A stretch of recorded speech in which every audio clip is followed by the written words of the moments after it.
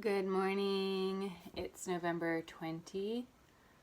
This is your daily reading for today from me, Raven. I'm going to go with some more crystal channeling, crystal readings. This is Celestine or Celestite. It is angelic. It's a little maybe hard to see because it's so detailed. So basically it's like a geode structure similar to amethyst. I think it comes in a few colors, but this one is light blue and most of them are light blue. That's the one that really contains like the essential energy of this crystal. It's quite delicate.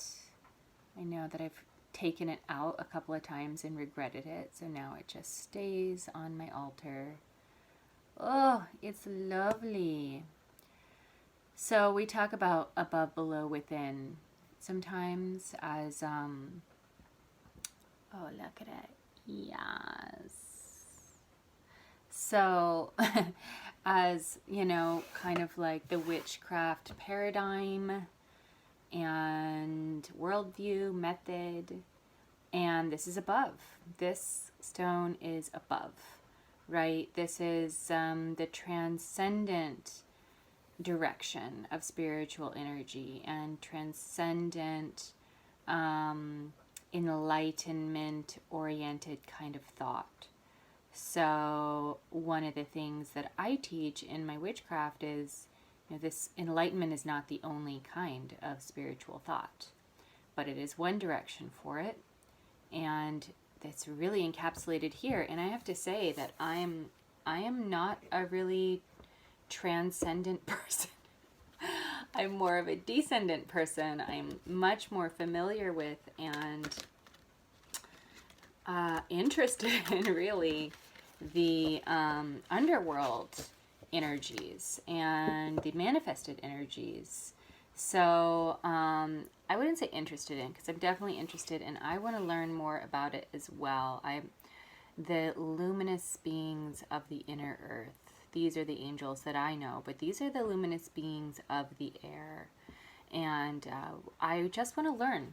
I just want to learn about this direction and this crystal. And so we're going to take this energy of Celestite, which, meditating with it, I have to tell you, it's very visiony.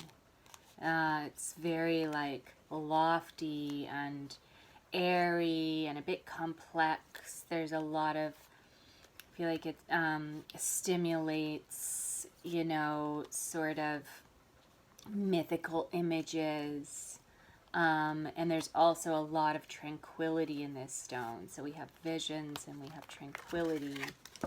And I'm not going to put any kind of boundaries on this, and I'm just going to see what she has to say about herself with these three cards. The Ace of Water, of course, Justice, ooh, interestingly, and the Three of Earth. So this is, of course, the Ace of Cups in the traditional deck. Justice is Justice, and the Three of Earth is the Three of Pentacles. So the Ace of Water. Right. What a lovely little, this is the Good Tarot. And this little seahorse is just cradling a pearl in the ocean. And aces are possibility. Aces are positivity. Aces are potential. And water, in this case, it really undermines for me the watery aspect. I was saying airy, but now it's telling me as well that there's a lot of water. You can see that it's already like the bottom is flaking off on the tablecloth. It's a very delicate stone, and water is those things, but it's also telling me that water is the spirit Aces are sort of like the essential spirit of this element. So we are just talking about elemental water here in a way, and the way that it is just a master transformer in violent ways, in long-term, persistent ways, but in no matter how water affects the landscape, it transforms absolutely and completely. Just geologically, it's the most powerful force on Earth in terms of creating geological changes. So I'm picking up from this stone like that there's a kind of an underline in the power behind it, and the underline in the power behind the celestial realms as well, and the potential behind it. So I think that leads us into the second one, which is justice. Like in the traditional view, she has the sword pointing down and the scales. And this is impartiality. This is truth. The scales. And as well as responsibility, right? So I think that that's what the core of justice energy is: responsibility to each other, to ourselves, and to like the God seed inside all of us, and into the spirit nature of reality. You know, it's interesting that what comes up is how applied Celestine is, how applied the energy of Celestine or Celestite is in the world. What was the quote that I was reading today and speaking about today?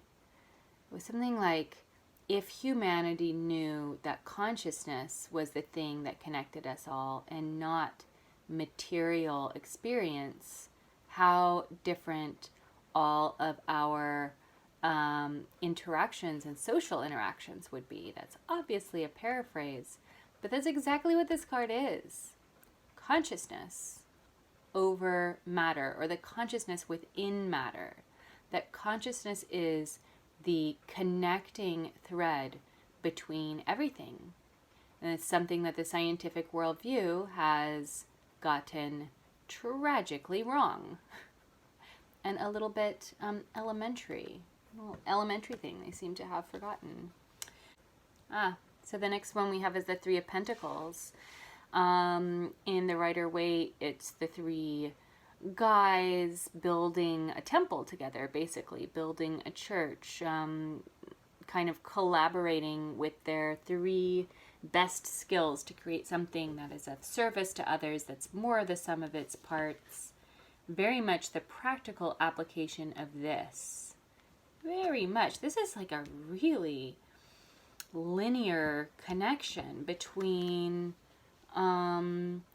this is the description of spirit, and then this is how spirit comes into the connection with us personally and collectively, and this is how that looks and how that works and how that can play out. This lady almost looks like a justice kind of figure herself. And she has the, oh my gosh, I forgot what it's called, but the interlocking three swirls that are like the Celtic symbol. I am blanking on the name for that symbol, but you know, this is the Trinity. All the many trinities of deities out there, and trinities of ideas, and trinities of energies. And, you know, it means completion. It means body and soul and will. It means, you know, creation and destruction and preservation. It means Father, Son, and Holy Spirit. It is sort of the summation of all of the things. Odin can have three. Many of the like greater gods, the gods that are above the other gods, the the monotheistic type of gods. They still have to have three aspects. Three is creation in numerology, and also and creativity, and sort of like the birth of action in Kabbalah as well, as this sort of like the birthing into material reality. So all of these are just, we're really pulling this Celestine energy and the celestial energy down to earth, which is so interesting. You know, I came into this reading for myself thinking, well, you know, how can I understand more about the illuminated planes instead of the shadow planes? And it just brought it right back down to earth. So lots to contemplate there. Thank you, Celestine. Thank you, you guys. I would love for you to comment. I offer full readings and I offer crystal healings. And you can find all that through the links. Have a wonderful day and a wonderful holiday. Tomorrow, there will be one of these tomorrow as well. All right. Merry met. Blessed be.